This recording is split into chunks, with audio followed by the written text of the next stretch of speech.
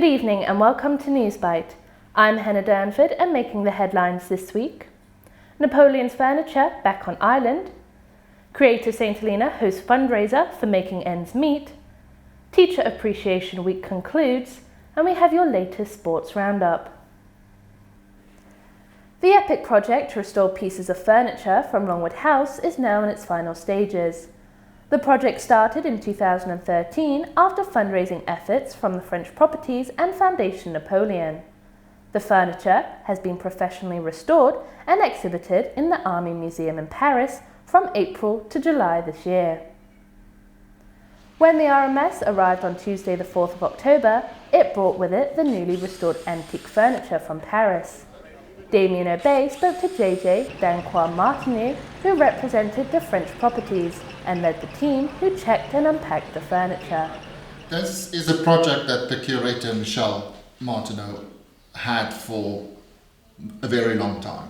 And in the end, of course, working together with the Fondation Napoleon, the Ministry of Foreign Affairs, the Ministry of Culture, of course, St. Helena,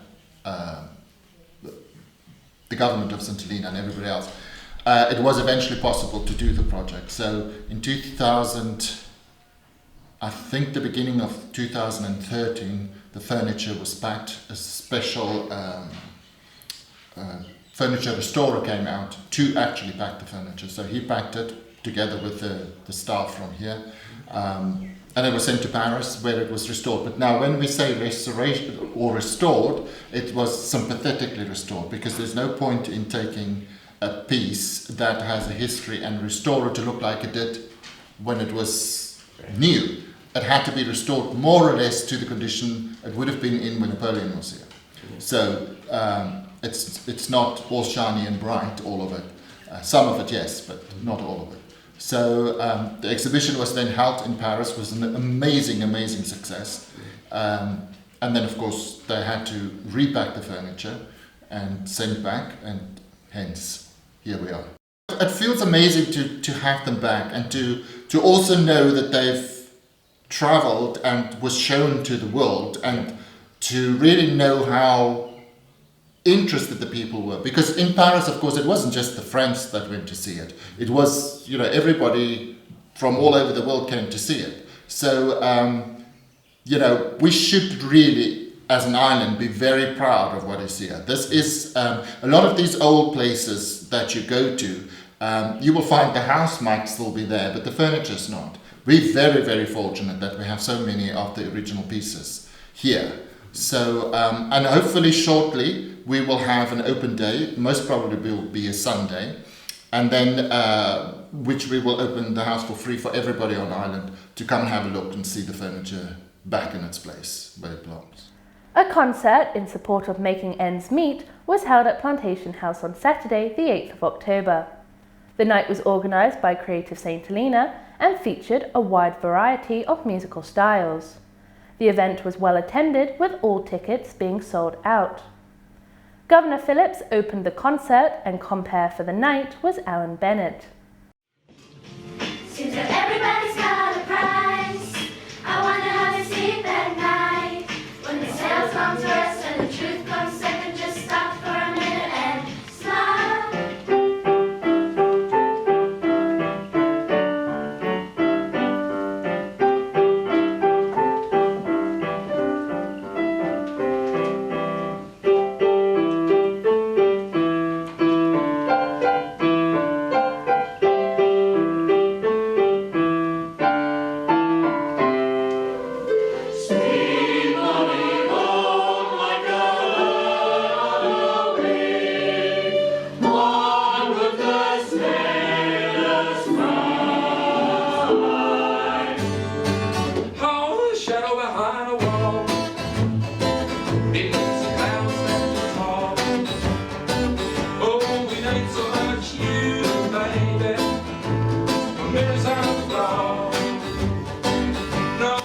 Overall, £1,254 was raised, which both Creative St. Helena and Making Ends Meet were very grateful for.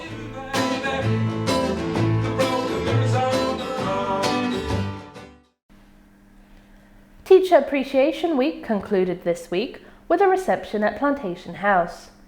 Teachers, teacher assistants and other personnel from the Education Directorate attended and were thanked by Governor Lisa Phillips for the great work that they do. So, welcome to Plantation House. I usually like to use Plantation House for one of three things. Either to have some serious policy discussions, or to say thank you, or to celebrate an achievement. And I think this afternoon is actually the last two of those, isn't it? So for me, I wanted to just recognise all the effort that you guys put in, whether you're teachers, admin staff, teaching assistants, whatever you do, this is about saying thank you to you. And I think what we need to recognise is that every day you get up, don't you? You go to school, you give those children your all, and then the next day you do it all over again. And that really is appreciated. So today is a day to say thank you and to say that we see all your hard work and we see the difference that you're making. And it's probably a bit of a scary thought, but I think for me, you've probably got the most influential profession on the island. Because what you do is you have got in your classrooms future doctors, future scientists, future engineers, future vets, future pilots, I think, even farmers, hairdressers, all these people, children that will grow up into people that will make the island a better place and promote economic development. So I think today is to say really something we should say to you every day, which is thank you. Over the past week, SAMS has been out to all of the island schools and spoke to both teachers and pupils about being a teacher and why they should be appreciated. Hello, my name is Caleb. I am 10 years old, and I like my teachers because they're loving and caring, and they help me learn and grow. Hello, my name is Emma George. I am 11 years old, and I appreciate my teachers because they take the time to help me learn and get a good education. I'm here now with Year 3 teacher Sherelle Thomas, and first of all I'd like to ask you, what inspired you to become a teacher? Well, I actually started my career off in the UK, where I worked as a teaching assistant, and the head teacher of the school actually asked me to sort of take my job a little bit further. So I would say he inspired me, but then I came back to St. Helena 9 years ago, and I started my career here as a teacher trainee, and here I still am today. Are you thankful for your teacher? Yeah, And why is that? because they teach us a lot of good things. Okay, and what is good things? Like literacy, maths, and numbers. And what's your favorite one? Maths. Maths, okay. And what's your name? GT. And how old are you? 8. Okay, and are you thankful for your teacher? Yes. And why is that? Because without teachers, we'll be nothing. Okay, and what's your favorite lesson? PE. And why? Because I can do all the workouts and all that. I bet it's challenging with the youngest kids in the school. How challenging Yeah, is it? it is super challenging, I must say. No matter which area you are, which year group you are in. I mean, obviously I come from the early years side of it, and for an early years teacher, you have to be with it at all times. You can't, have a bad day. You must always be smiley and enthusiastic and motivated so the children can reflect off you.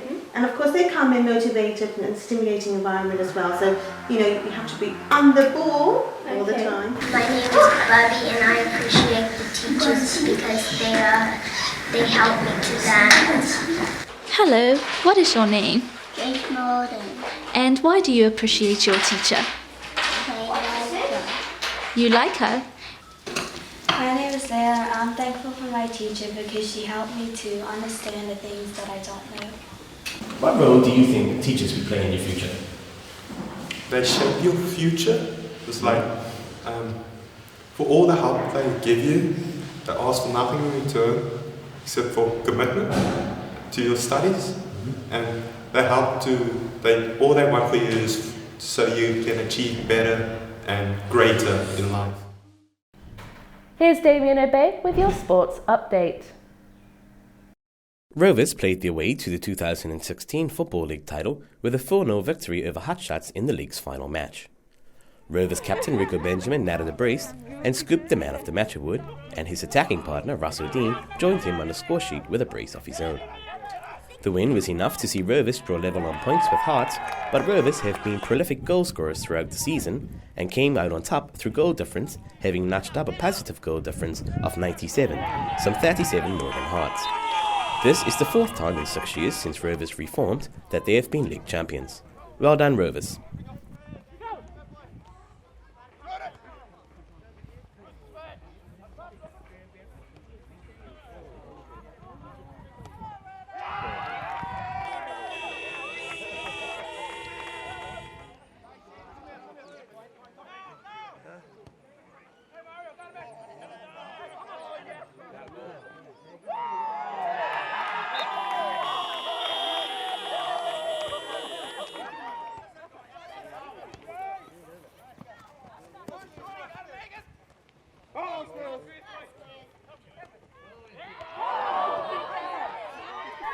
Sunday saw the start of the 2016 Football Knockout Tournament.